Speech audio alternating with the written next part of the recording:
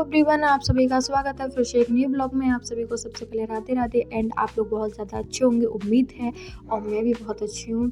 सो आप लोगों की पढ़ाई कैसी चल रही है? बेस्ट होगी। और मेरी भी सही चल रही है, अच्छी खासी है। अब तो विंटर सीजन आ गए हैं, तो इस वजह से थोड़ा सा सर्दी की वजह से प्रॉब्लम आ रहा है, बट कोई ना, पढ़ना तो है। तो आप लोगों को मैं टाइम वेस्ट ना करती हूँ, बताती हूँ कि आज मैंने क्या पढ़ा था और मेरी आज पढ़ाई कैसी गई और मेरे को कैसा लगा था पढ़ने में। तो आज आपको बताती हूँ, थोड़ा आपसे शेयर करती हूँ अपनी बातें। तो आज मैंने अपनी इकोनॉमी की दूसरे चैप्टर की मैंने क्लास ली थी। एंड मेरा ये जो है चैप्टर बहुत अच्छे से समझ आया, मेरे को बहुत ज़्यादा अच्छा लगा। और इकोनॉमी पढ़ने में मेरे को बहुत ज़्यादा अच्छा लग रहा है। ये लगता है बस पढ़ते रहो, और बहुत ज़्यादा अच्छा है। ये ज़्यादा बड़े भी नहीं हैं, मतलब सही हैं, बहुत हार्ड भी नहीं है, अच्छे हैं। मेरे को लग रहे हैं कि हाँ, मेरे को अच्छे समझ आ रहे हैं। तो आप लोगों को मैं बताती हूँ कि मैंने इसमें क्या पढ़ा था। और सबसे पहले आपको बताऊँगी कि इस चैप्टर का नाम क्या था। इस चैप्टर का नाम था संसाधन के रूप में लो।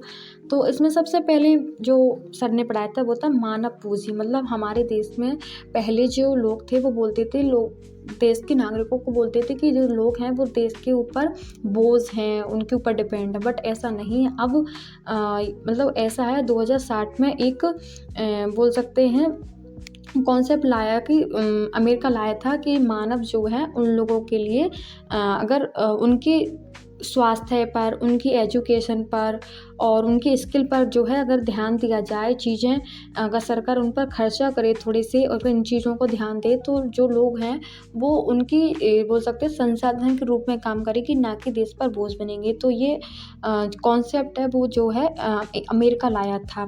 एंड इसको बाद में भारत सरकार ने भी अपनाया था और इस पर काम किया था, बट इसमें थोड़ा सा देर कर दी थी। वो 2000 के आसपास में उन्होंने अपनाया था भारत सरकार ने। और 2020 में नेशनल एजुकेशन पॉलिसी इसलिए लाई थी भारत सरकार, इसलिए लाया था ताकि हमारे देश के भी जो नागरिक हैं उन्हें संशोधन के रूप में तब्दील कर सके। तो इसके लिए भारत ने भी काम किया था, भारत सरकार ने। एंड उसके बाद था संसाधन के रूप में लोग कैसे। तो इसमें कहा है कि हमारे देश के जो व्यक्ति हैं वो बोझ नहीं है, बल्कि संपत्ति है। हमारे देश के जो नागरिक है वो संपत्ति है। पर कैसे?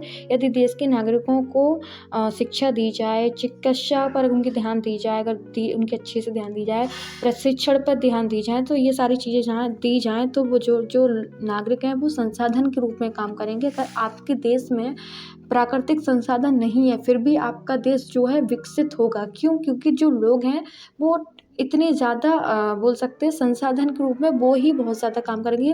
भले ही आपके पास कम प्राकृतिक संसाधन है, फिर भी इसका एक बोल सकते हैं एग्जाम्पल भी है, जो है जापान जैसे देश में कोई प्राकृतिक संसाधन नहीं है, फिर भी उस देश ने बहुत ज़्यादा विकास किया है। उस देश को वो देश बहुत विकसित देश है। और वो हाँ वो